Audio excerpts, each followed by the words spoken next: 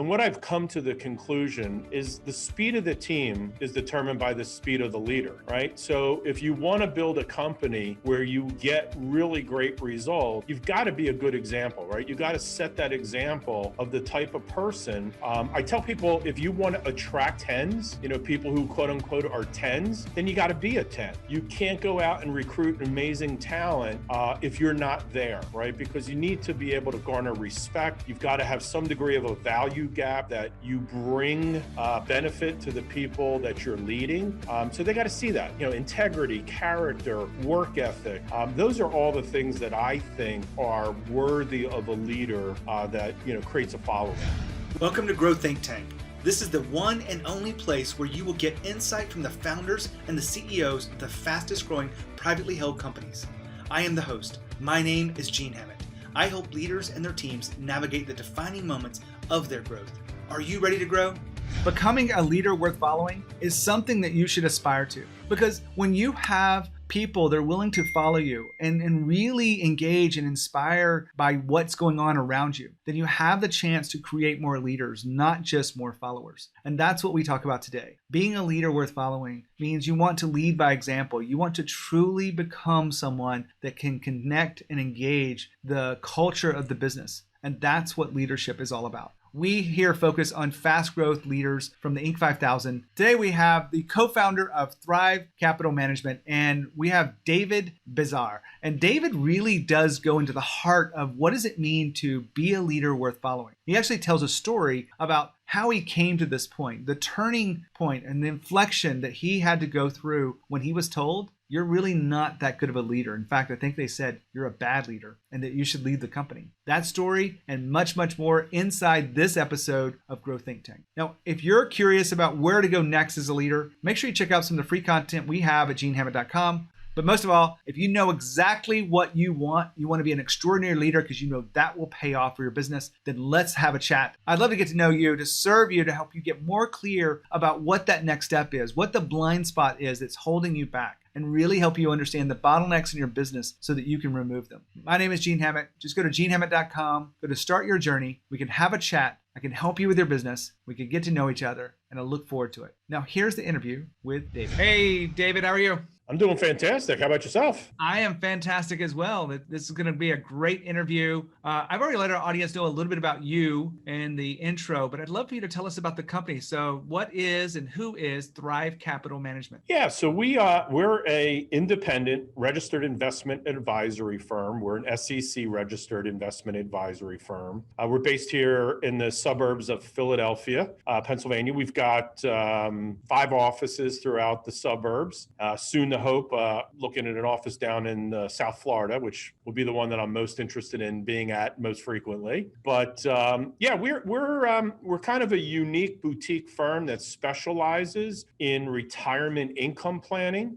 We deal with a very multidisciplined, integrated approach to helping retirees navigate all the complexities of retirement. We're not just into investment management, but we're looking at every aspect: Social Security, Medicare, taxes. Taxes are a big issue today for a lot of retirees. So that's kind of a quick synopsis of who we are. Well, we're not going to talk too much about the products and the services you offer because we want to talk about this leadership style. We've done some research on the company and you, and not only have you gotten great results by being on the Inc. 5000, but you've also really demonstrated leadership that's worthy of following. And I've heard this before in different contexts. Maybe people throw this out there, but what does that mean to you that they're worthy of following? So, I feel, and I've been doing, this type of business for over 30 years, and it's been a very interesting journey and, kind of analyzing that leadership role. And what I've come to the conclusion is the speed of the team is determined by the speed of the leader, right? So if you want to build a company where you get really great results, you've got to be a good example, right? You got to set that example of the type of person. I tell people, if you want to attract tens, people who quote unquote are tens, then you got to be a 10. You can't go out and recruit amazing talent if you're not there, right? Because you need to be able to garner respect. You've got to have some degree of a value gap that you bring benefit to the people that you're leading. So they got to see that, integrity, character, work ethic. Those are all the things that I think are worthy of a leader that, creates a following. We're going to kind of dive into some of the elements you just talked about in that, because that's a good opening, but we're not here to go shallow. So we're going to go deep into this. I work with a lot of leaders that say leadership is important, to lead by example. But many times, when I'm just talking to people, they say that, but they don't mean it in everything. They mean it in some things, because that's why they demonstrate this. Do you mean it? How do you mean lead by example? So, again, it's just not in business. I would tell, if you're a parent, you have to be a leader as well, right? So I believe I'm on stage 24/7, 365, because people are looking, right? You're under a microscope every minute of the day. And, human nature typically is people are looking, for your feet of clay versus all the reasons and virtues that you may have for, being the type of person people want to aspire to become or follow or whatever. So for me, and it's been a learning process. It didn't start out that way by any stretch, but it really is something that I'm consumed with. I have a high degree of awareness about my presence, the words that come out of my mouth, my actions, because I really do believe people are watching. They're looking for reasons that there's maybe, a crack in the armor, gives them an excuse not to do that level of work that you have an expectation for. So I think, again, it's really critical to live it, not just be word. A lot of people get this confused when it comes down to hard work and the grit that it takes. And I know that you're probably a hard worker, and you talked about 30 years, but you also told me that, next week you're going on a month vacation. Absolutely. Looking forward to it. You're leading by example, saying it's good to take time away and recharge. Is that a fair example to set for your team? I think it's a must, and again, there were times, and I'm sure you experienced the same thing, is that you forget about yourself, right? And you just keep working and working. And what ends up happening is you drain the battery down to zero. And then how can you be a leader, right? I mean, how can you really be there in the tough times, and be able to lift people up from a value standpoint, build their spirits, all that. If you're drained, you're not really having a lot to offer. So, over the years, I learned to reward myself, kind of celebrate the successes that we were experiencing. I actually built into kind of my schedule a 90-day reward system where I really believe anybody can do anything for about 13 weeks. And if you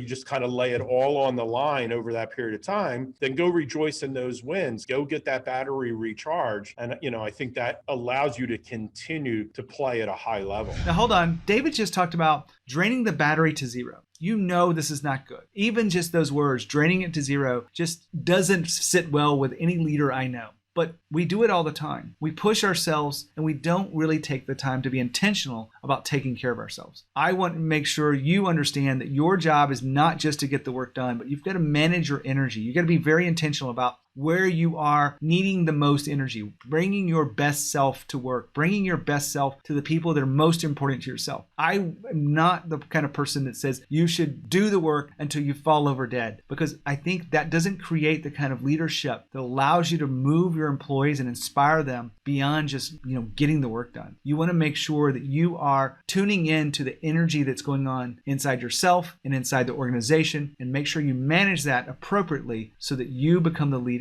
worth following. Back to David. There's a lot of leaders listening in here that need to hear the words that are coming out of your mouth. Well, I hope so. I hope we can add some benefit, bring some value today. And I know you've seen this because you work with probably a lot of high level people with as clients and whatnot, and they feel like they could just go, and they end up getting to a point of burnout. But from what I'm looking on your face, maybe you're excited about going on a month vacation, but you're not at a point of working so hard that you're burned out. You seem like you're ready to go every day for whatever's in front of you. Yeah, it's I still got purpose. I still got a lot of fuel left in the tank. I still got a lot of why, and it keeps me energized. But again, I think it's critically important to take those breaks. all work and no play makes Dave a dull guy. The other thing, you had mentioned about this vacation, and I think it's important. And I know you've had John Maxwell on your podcast previously, and I'm a big fan, big student. A lot of my early learnings were from, and I'm going to date myself, but watching John's video cassettes on VHS.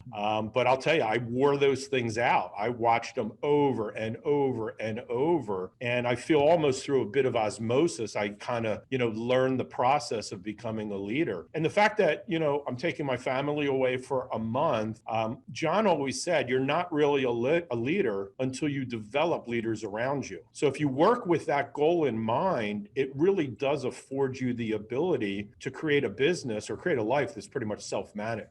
You had shared with me the why you're able to take a month off. It was exactly kind of what you talked about. You've built leaders around you. You said a great leadership team.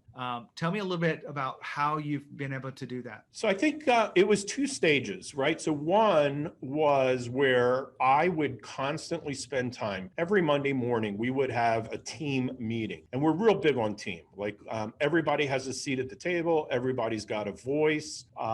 We listen and we share. And in the beginning stages, I really felt like I had a lot to offer from a leadership perspective. And it was teaching. It was trying to get people to understand how to elevate themselves into a leadership role. And then what I learned over time is, I don't say this in an ego way, but a prophet is without honor in their own land. So eventually it got to a point where people were becoming tone deaf. And I could see that created a little bit of a lid on how far we could take our leadership. So the second stage of it is we went outside of ourselves and, found the right type of organizations that teach leadership, and we engaged them. We make an investment because we know that investment will give us a return on that investment, and not necessarily a monetary, we don't see a direct result from a monetary standpoint, but it's not all about the money, right? It's about having balance in your life and being able to make money, but also to be able to enjoy it. So I feel that investment that we made to start bringing in, leadership coaches, and we've done a lot. We've used a lot of the name brand companies that I'm sure a lot of people listening to today have, heard of or maybe even been engaged with. But we've taken a definite purpose-driven attitude towards bringing those folks in. So without making this a commercial for anyone, what have you learned by bringing in these outside people to give this leadership perspective across the organization? So, I've attended Strategic Coach, and my partner and I both attended Strategic Coach. And what I found out, and phenomenal, just absolutely elevated, skills and capabilities and attitudes and all the things that go along with that. But what I came to the conclusion is I probably wasn't very good at cascading that down and utilizing that. It was good for me, right? It wasn't necessarily good for the team. So we looked for things that were synergistic to that. Read a book called Traction, ultimately sought out, an EOS facilitator, the Entrepreneurial Operating System Facilitator. And then we brought our team into that fold. So not only did I go gain knowledge, but now we've got an organization that's engaged in the process of learning leadership. Now, hold on. David just talked about Traction with EOS, the Entrepreneur Operating System. This is one of the most popular of systems inside of fast growth companies. It really is a very good system. I've read the book. I've talked to a lot of people. A lot of my clients actually use this. But what I've noticed is there might be some gaps in the framework. It's not their own fault because you just can't put everything into a framework. One of the things that I do differently, just so you understand, is help you understand the mindset of a leader and help you understand how mindset drives the actions that you take and the thoughts that you have and how that all works together for the strategy to be successful. EOS is a very good strategy, but it has some missing elements that you want to make sure that you get the private coaching that you need and you really are able to move past the mindset issues, because that's what typically really is holding people back. It's not the tactics of getting things done and how to run meetings and such. It is really shifting your mindset when you need to most. Back to David. And I know that you said you weren't good at cascading it down, but how has your leadership changed with all of this work that you've done through the cassette tapes, through the work that you've done with traction and whatnot? How can you put a finger on how you have benefited from this? Yeah. So, I don't know if you're a fan of ice hockey, but I was a former ice hockey player. So my attitude towards leadership was one of, I would say a strong, stern, bully-like approach. And what I learned is that's very short-lived. It worked, kind of worked in the moment, but long-term, it really wasn't a viable way to build a team around you. I could, it kind of creates a turnstile, to be honest. People end up not liking you, don't want to follow you, undermine you, so on and so forth. So, again, by constant education, constantly striving to learn more, I learned that, what you learn after you think you know everything is really the good stuff, right? So that constant self-improvement approach, I think, helped me navigate from becoming kind of a strong-armed leader into a leader that inspires and pulls people up versus pushing down. The strong arm leader is that authoritarian or directive kind of leader. And it works for some people in the early stages of the company because you're so integrated into the tactics of it. When you've got 4 or 5 people, sometimes they just need to be told what to do. I get that. But when you get to the point where you've got 20 people plus and you're building a team and you eventually want to take a month off, hint, hint, you have to approach this completely different. Would you agree to that whole concept? 100%. And absolutely. I mean, it was a willpower issue before, which again, if you go back to just looking inwardly, that's a big drain, right? That's a big drain on energy, just trying to build and push a business forward through sheer willpower. The old analogy we all probably have heard and used, it's like, the reasons that geese fly in the V formation is for efficiency purposes. And when that lead goose gets tired, they kind of fall back to the back of the pack and that next goose comes up. Well, if you don't have that next goose, you're always going to be the one that's trying to, pull people along. That's a big drain. And I think you can run out of capacity. You can run out of fuel doing that. So, I think constant improvement, always working on yourself, being the example of what you want people to become is important. Well, this brings us full circle here because we came here talking about be a leader worth following. And is there anything that we haven't touched on that you feel like is important for our guests to know? I think the only thing that I would say is, I'd like to share just a quick experience because again, what I've learned is what gets you to a certain point may not be what you need to get you to the ultimate point. And in our process of building Thrive Capital Management, we brought in a consultancy firm early on. We had some pretty good growth right out of the gate. We, ended up onboarding a lot of folks and, kind of didn't know what the next step was. So we thought, hey, we'll bring in a consultant. The type of consultant that comes in, looks at all your process, interviews all your staff, and then you've got an exit meeting where they start talking about what they learned and what the strategies were. So I was thrilled to have that process. I was really looking for those nuggets that they would deliver to us so we can take our business from, one level to the next. The shocking result of that exit is that they told me specifically that I was a bad leader and I was the problem, and it would be best if maybe I would consider leaving the business. So I'm sure you can imagine, man, what a kick in the teeth. And I was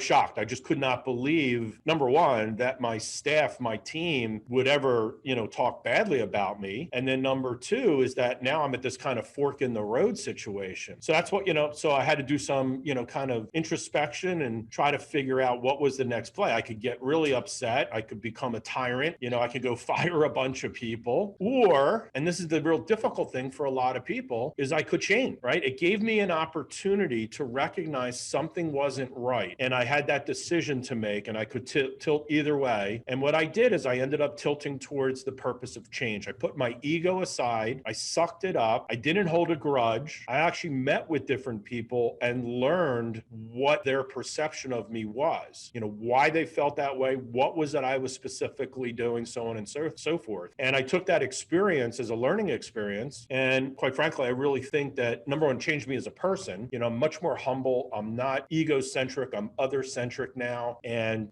it really catapulted the growth of our business because it was able to coalesce the team. And they really did believe in us as leaders at that point. They saw that we were willing to make that change. It's a powerful story. I don't know if I would have gotten it that way, the way you set it up, but that was what makes it such a good story, is because I was expecting you to say, they were wrong. And maybe that's the first place where you went to, but the fact that you have enough fortitude and grit to say, you know what, I have no one to blame in this but myself. That's what I heard in that. Absolutely. Again, we either are ego driven or we're other driven. And if I wanted a self-managed business and have the ability to take off a month and go away with my family, it has to be other focused, right? Helping people get what they want out of life. Our staff utilizing Thrive Capital as a vessel to help them achieve what they want to achieve in life. I had no option. It was great. It was one of those aha moments that I can remember very vividly that I made the right decision. Perfect story, David, to wrap up this interview. I really appreciate you sharing this experience, what it means to be a leader worth following, and I can see why you've been so successful and able to take a month off. Yeah, well, listen, it was great talking with you. I look forward to wrapping with you offline sometime, and it's been a great experience. Thank you. Well, I'm going to wrap up here. David's still listening in to me, but I just wanted you to understand what I'm getting from these interviews. When you look at someone who is willing to look at their own shortcomings, look at the feedback, and even when it doesn't feel good, saying, I'm not going to blame someone else. It's about me, and willing to change, and the shift that takes, and is such a powerful form of leadership. And this is another example of leading by example that we really want to highlight here. Now, if you're on a journey to be an extraordinary leader, you don't need feedback from others. You know where something's probably amiss. I'd love to help you figure out what your next step is. All you have to do is go to genehammett.com, go to start your journey, and I can help you figure this out. You might be a good fit for one of our programs that we offer. We have a community of fast growth leaders, founders, and CEOs that come together to grow. That's called Fast Growth Boardroom. If you think you're a fit, just check that out. We'd love for you to apply. When you think of growth and you think of leadership, think of Growth Think Tank. As always, lead with courage. We'll see you next time.